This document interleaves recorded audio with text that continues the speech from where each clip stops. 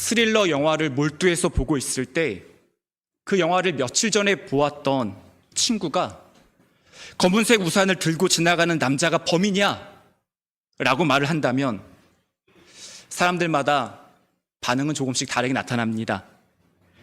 결말이 궁금해서 폰으로 검색하려고 했던 사람은 미리 알려줘서 고맙다 라고 인사를 하겠죠. 이런 분들은 영화를 보거나 책을 읽을 때 결말을 미리 알고 보는 것을 좋아합니다.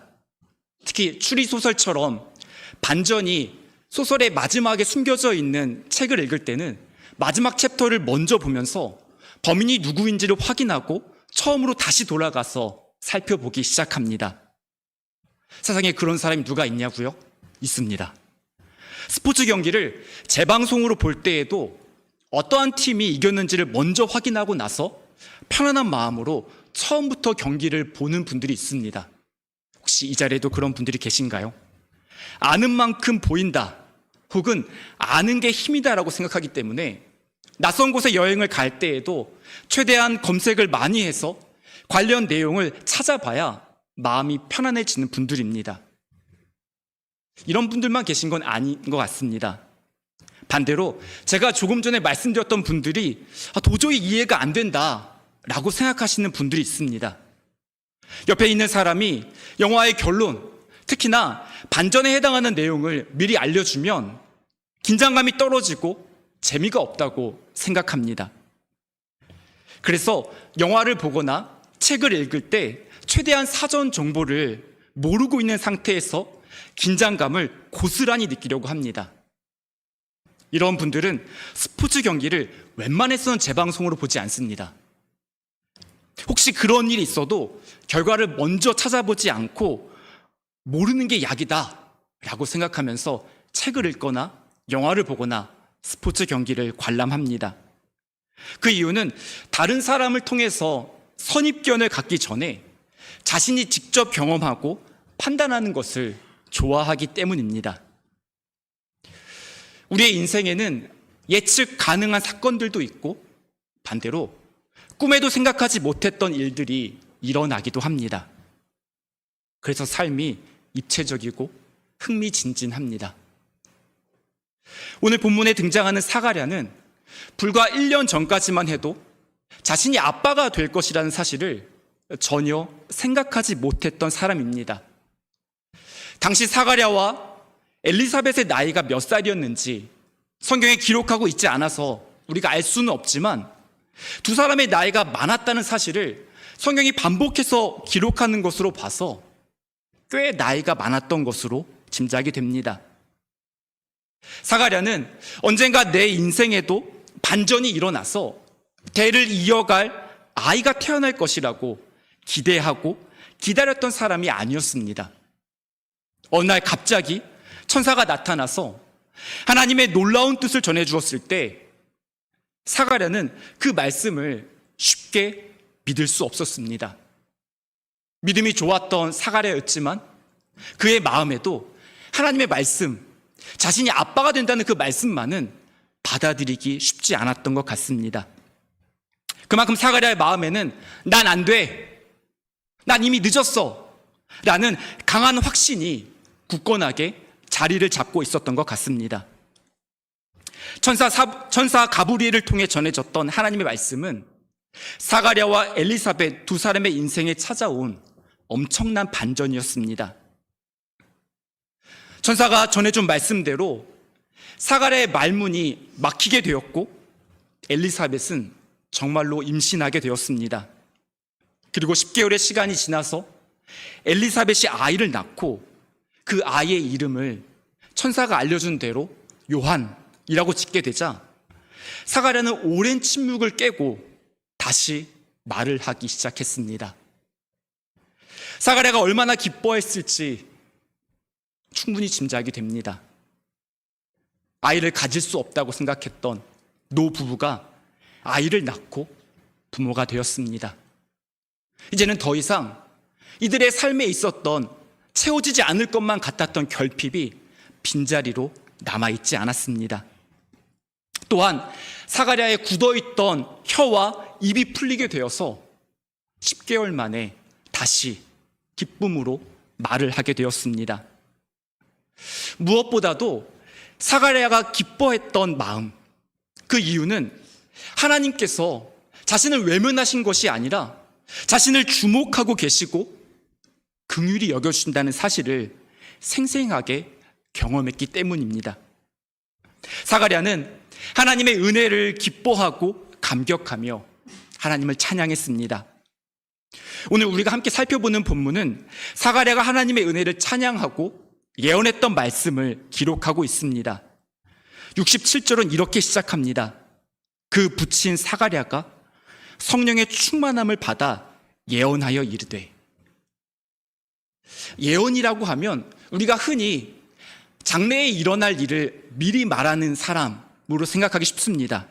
하지만 구약시대의 선지자와 예언자는 단순히 미래에 일어날 일을 먼저 알려주는 사람이 아니라 하나님의 말씀을 계시를 통해 받아서 그분의 뜻을 다른 사람들에게 나타내는 사람을 의미했습니다.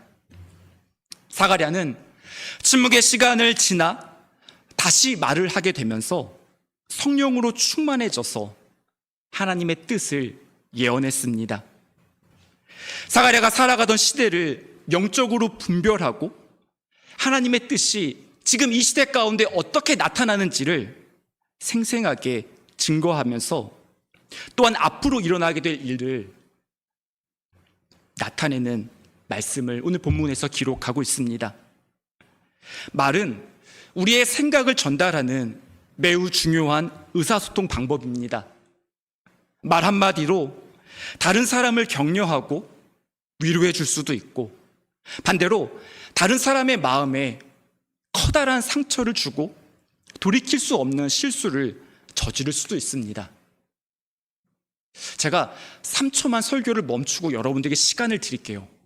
지난 한 주간 여러분이 하셨던 말을 한번 생각해 보시기 바랍니다.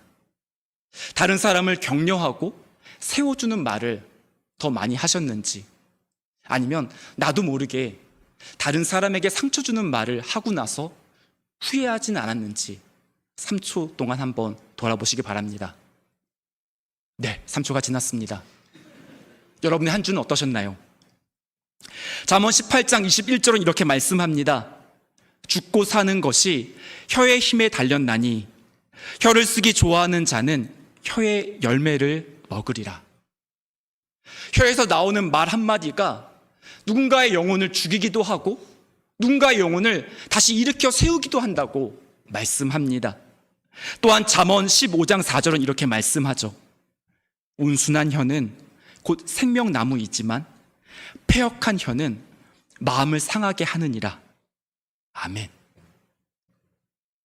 제가 조금 전에 3초 동안 한번 생각해 보세요 라고 말씀을 드렸을 때 아마 여러분들 중에는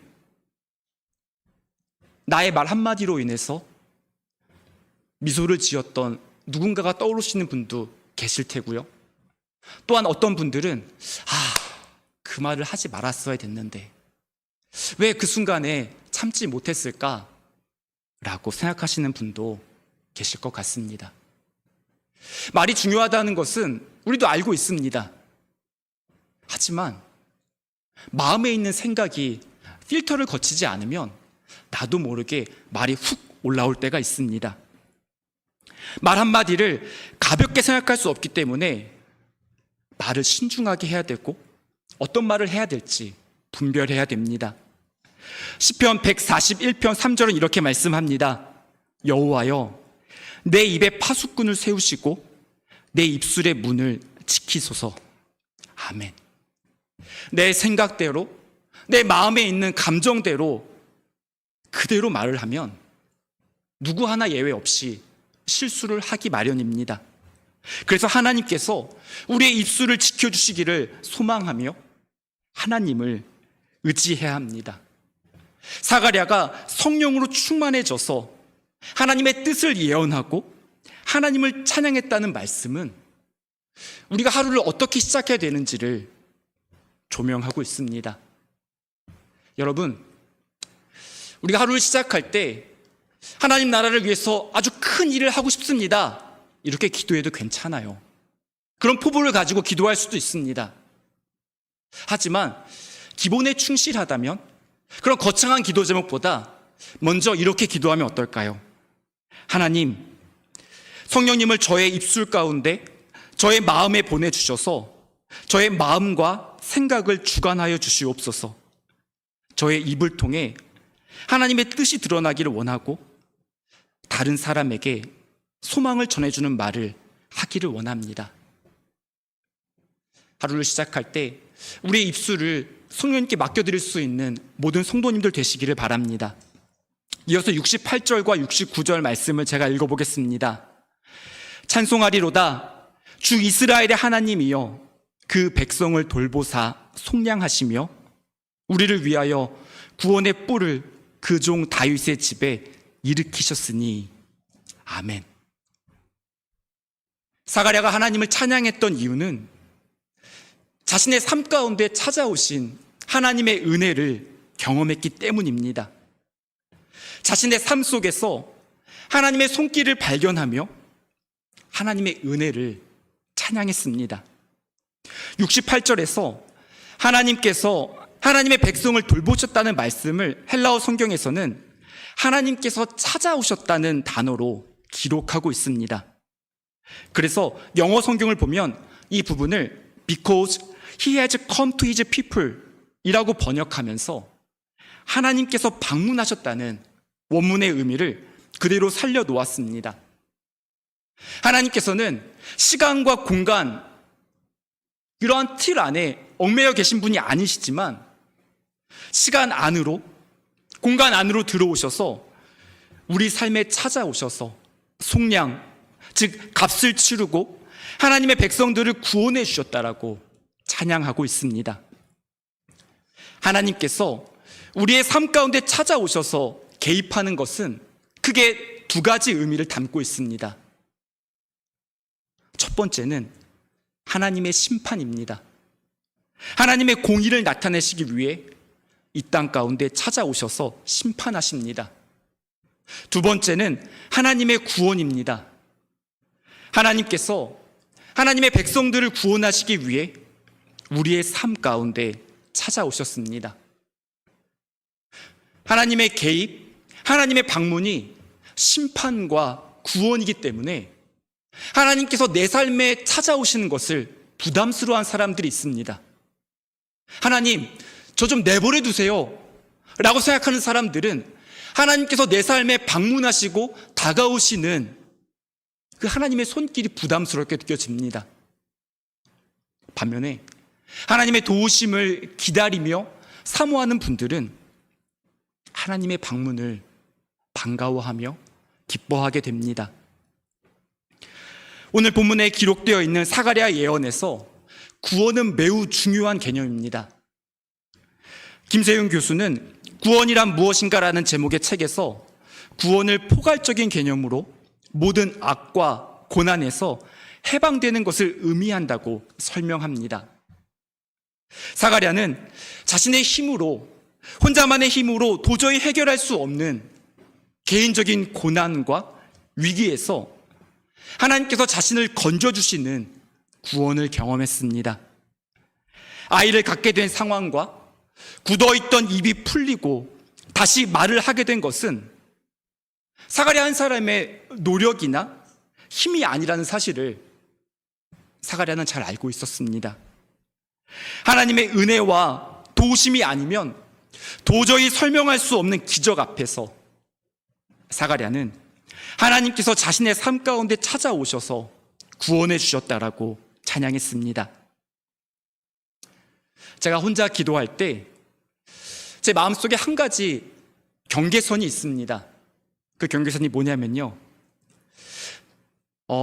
저의 힘과 노력으로 어느 정도 해볼 만하다고 생각할 때는 솔직히 말씀을 드리면 그렇게 간절하게 기도를 안 합니다. 예를 들어볼까요?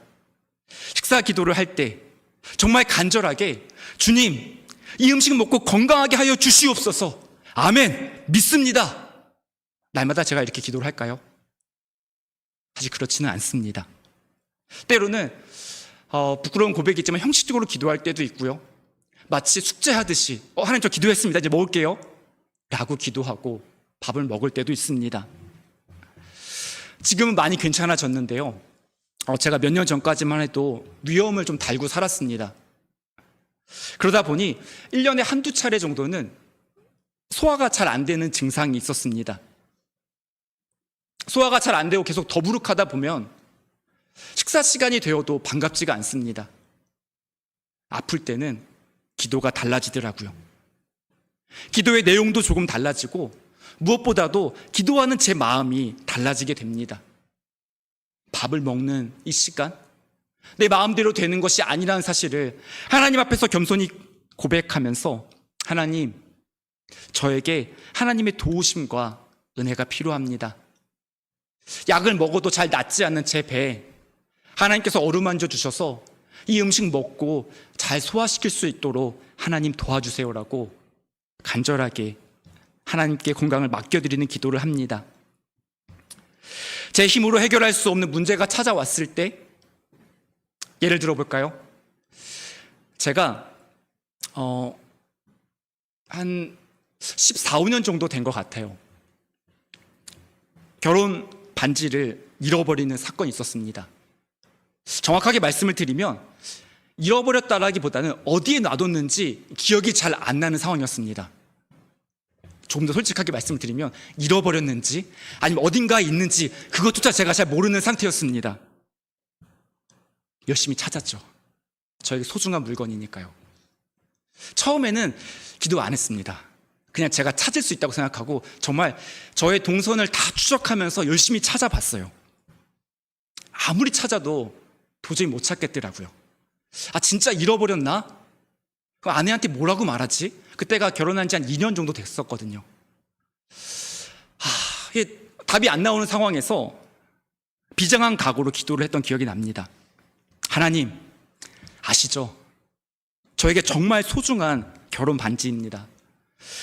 제가 찾아볼 수 있는 곳은 다 찾아봤지만 도저히 못 찾겠습니다. 하나님 도와주세요. 그때 제가 빼뜨리지 않고 했던 기도가 있습니다. 하나님, 이제 찾게 된다면 저의 노력으로 찾는 것이 아니라 하나님께서 찾게 해주신 거 제가 인정합니다. 하나님 앞에 승복하는 기도를 했던 기억이 있습니다.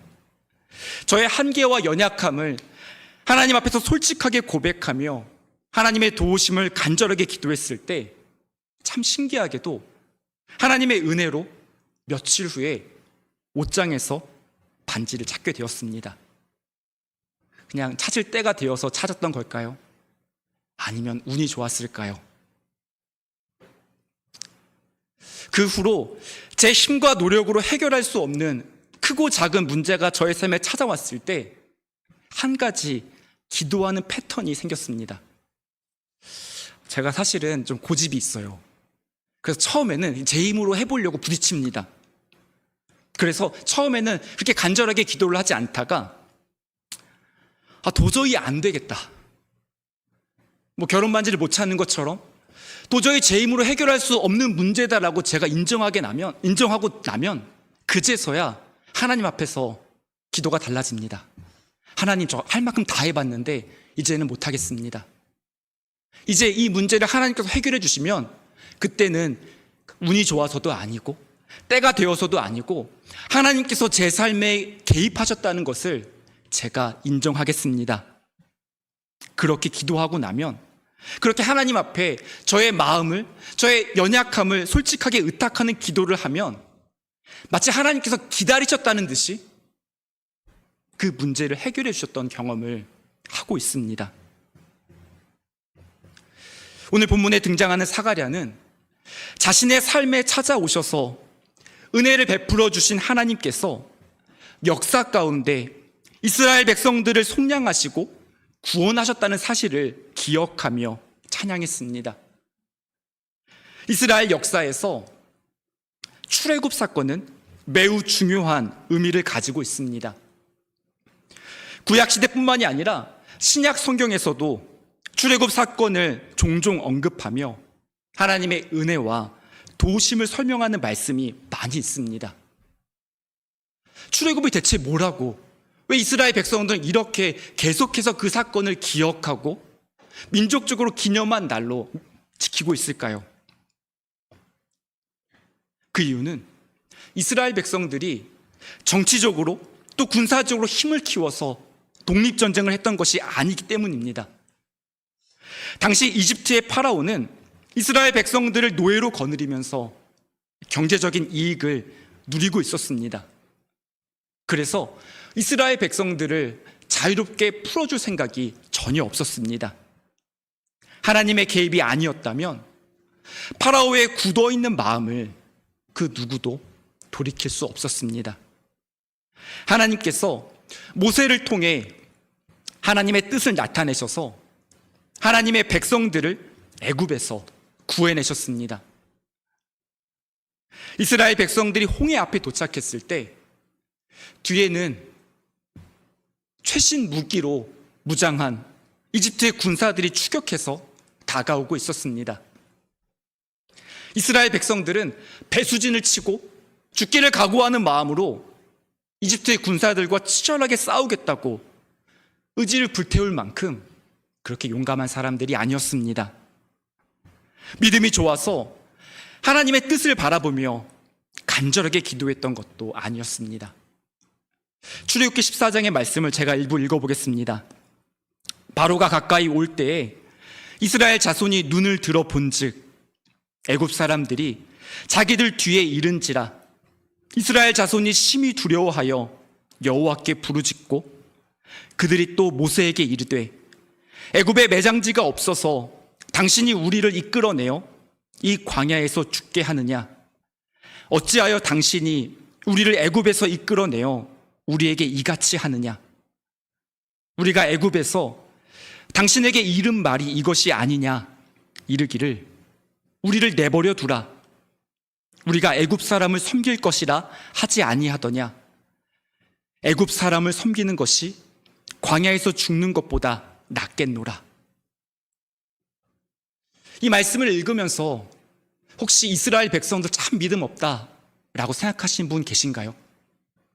불과 얼마 전에 하나님께서 10가지 재앙을 일으키시면서 기적적으로 이스라엘 백성들을 구원해 주셨는데 왜 하나님을 의지하지 못할까 생각하시는 분이 혹시 계신가요? 만약 그런 분이 계시다면 그 다음 이야기를 알고 있기 때문입니다. 마치 결말이 정해져 있는 것을 이미 알고 나서 스포츠 경기를 관람할 때 불안한 마음이 없이 조마조마하지 않고 편안한 마음으로 보는 것처럼 그렇게 한 발 물러서서 성경을 읽기 때문입니다. 당시 이스라엘 백성들은 홍해 앞에서 어떠한 일이 일어날지 전혀 알지 못했습니다. 자신들의 힘으로 해결할 수 없는 문제가 찾아왔을 때 그들의 선택은 지도자 모세를 탓하고 원망하는 말을 쏟아내는 것이었습니다. 위기가 찾아오면 그 사람의 영적인 실력이 드러납니다. 하나님께 온전히 의존하는 사람은 두려움이 없이 담대하게 하나님의 때를 기다릴 수 있지만 두려움에 압도당하면, 두려움이 마음을 지배하고 나면 본능적으로 남 탓을 하게 됩니다. 나 때문이라고 생각하지 않고 옆에 있는 배우자나 혹은 부모님이나 자녀들을 탓하면서 서로에게 책임을 전가하게 되는 모습이 사람들의 자연스러운 본능입니다. 모세는 어떻게 반응했을까요? 13절입니다. 모세가 백성에게 이르되 너희는 두려워하지 말고 가만히 서서 여호와께서 오늘 너희를 위하여 행하시는 구원을 보라. 너희가 오늘 본 애굽 사람을 영원히 다시 보지 아니하리라. 아멘. 모세는 어떠한 일이 일어날지 알고 있었을까요? 아니요. 이때까지만 해도 모세 역시 홍해가 갈라지게 될 것은 꿈에도 상상하지 못했을 것 같습니다. 이 상황을 해결할 수 있는 방법은 모세도 몰랐던 거죠. 그럼에도 모세가 백성들을 진정시키며 여호와께서 너희를 위하여 행하시는 구원을 보라, 이렇게 말할 수 있는 이유가 14절에 기록되어 있습니다. 여호와께서 너희를 위하여 싸우시리니 너희는 가만히 있을지니라. 아멘. 하나님께서 개입하시지 않는다면 아무리 모세라도 이 상황을 해결할 수 있는 방법이 없었습니다. 출애굽과 홍해가 갈라진 사건은 그 누군가의 영적인 능력이 아니라 하나님께서 개입하시고 찾아오신 사건을 보여줍니다. 그래서 특별한 의미를 가지고 있죠. 15절에서 하나님께서 이렇게 말씀하십니다. 여호와께서 모세에게 이르시되 너는 어찌하여 내게 부르짖느냐? 이스라엘 자손에게 명령하여 앞으로 나아가게 하고 지팡이를 들고 손을 바다 위로 내밀어 그것이 갈라지게 하라.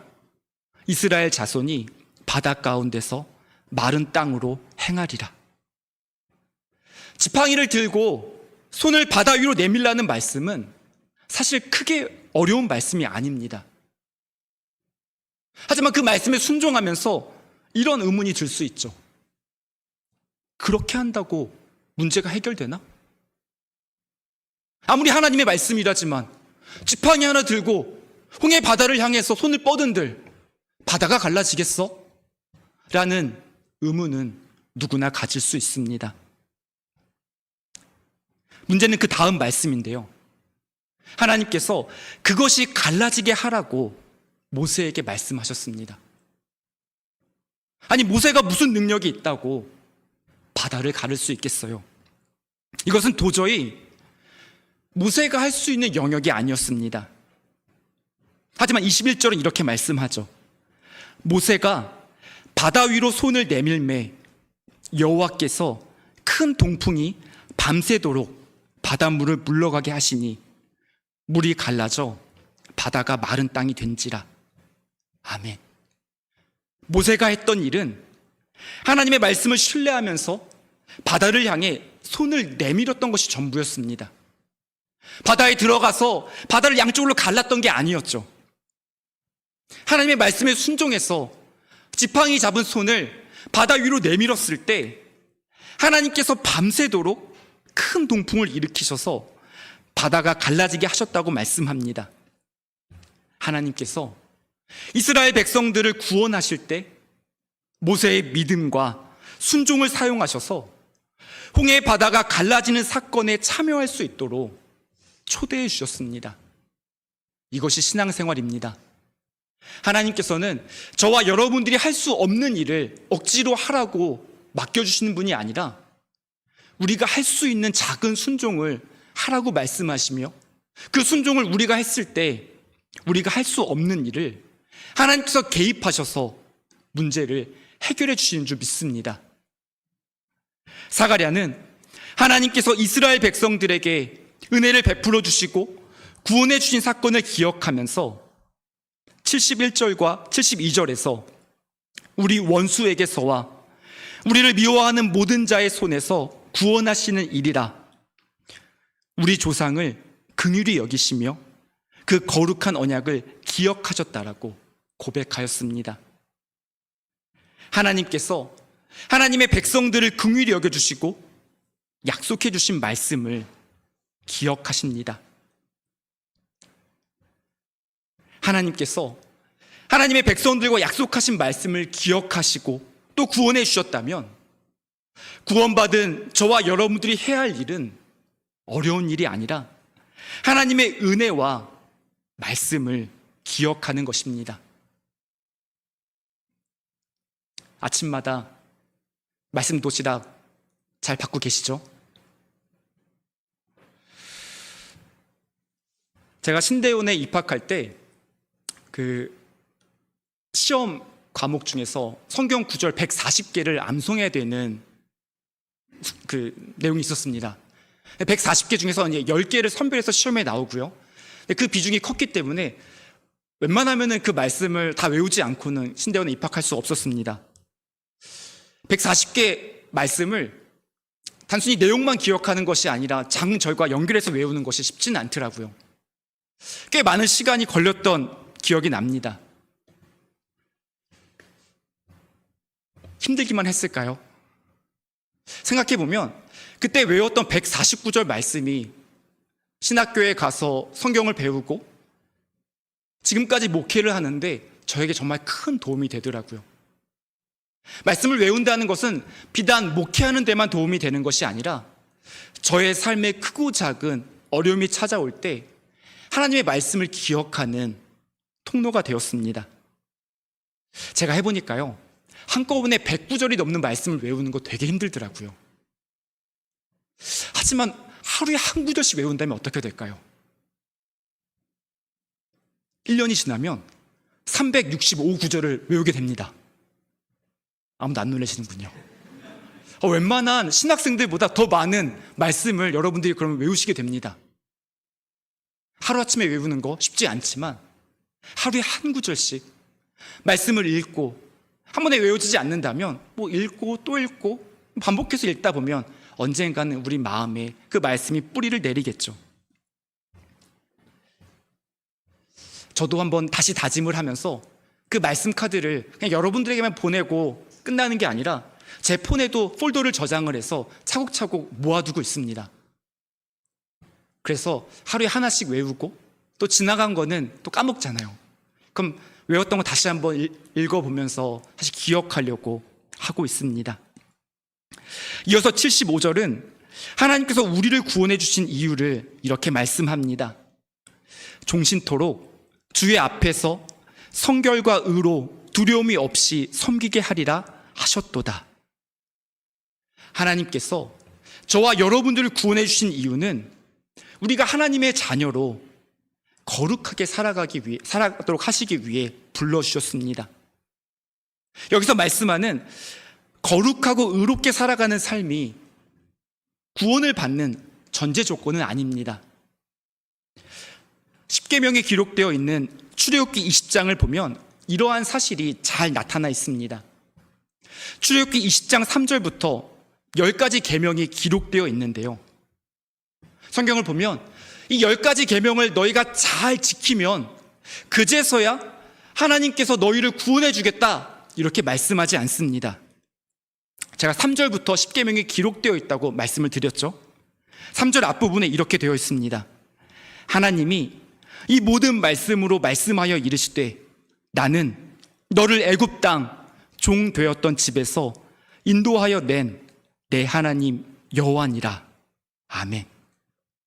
하나님께서 먼저 이스라엘 백성들에게 찾아가셔서 그들을 구원해 주셨다라고 말씀합니다.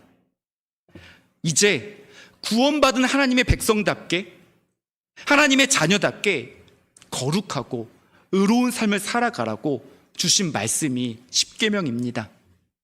또한 구원받은 하나님의 자녀들에게 하나님의 나라를 선포하고 하나님의 백성으로 살아가는 사명을 맡겨주셨습니다. 76절을 보면 이 아이여 내가 지극히 높으신 이의 선지자라 일컬음을 받고 주 앞에 앞서가서 그 길을 준비할 것이라고 말씀합니다. 사가랴는 하나님께서 자신에게 아이를 맡겨주신 분명한 이유를 깨달았습니다. 그 아이가 감당해야 할 사명도 잊지 않았습니다. 내 아들이기 이전에 하나님의 자녀라는 사실을 잊지 않았습니다.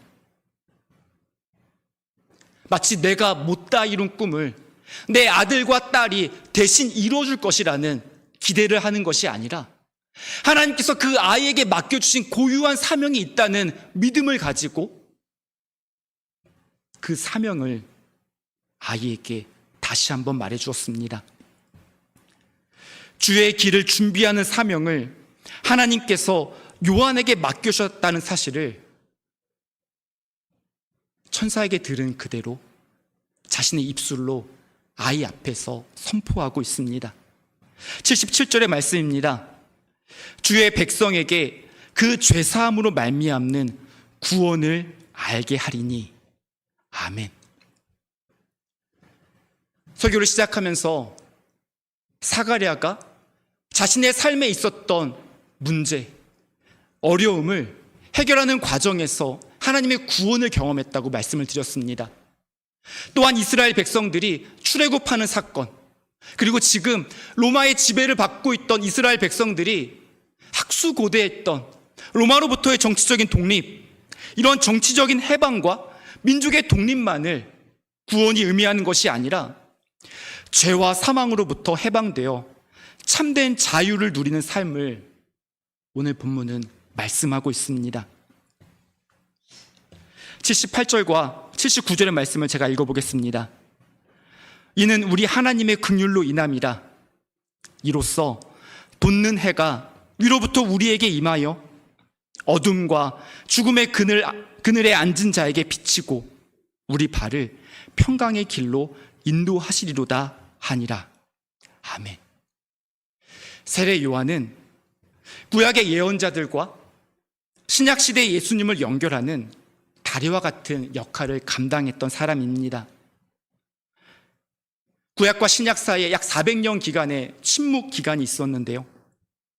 하나님의 말씀이 더 이상 임하지 않았던 그 사망과 어둠의 시대가 지나가고 구원의 빛이 밝아오는 아침을 선포하는 사명을 맡게 되었습니다. 신앙생활은 마치 결론을 알고 기다림의 시간을 견뎌내는 모습과 같습니다. 하나님의 때가 되었을 때 하나님께서 구원의 빛을 우리에게 비춰주시고 새 아침을 시작하게 된다는 믿음과 소망이 있다면 지금 비록 내 삶이 안개 속을 걷는 것처럼 불투명한 순간이라 할지라도 믿음으로 담대하게 믿음의 여정을 걸어가게 될 줄 믿습니다. 하나님의 약속을 신뢰하며 이번 한 주도 신실하게 믿음의 여정을 걸어가는 모든 성도님들 되시기를 바랍니다.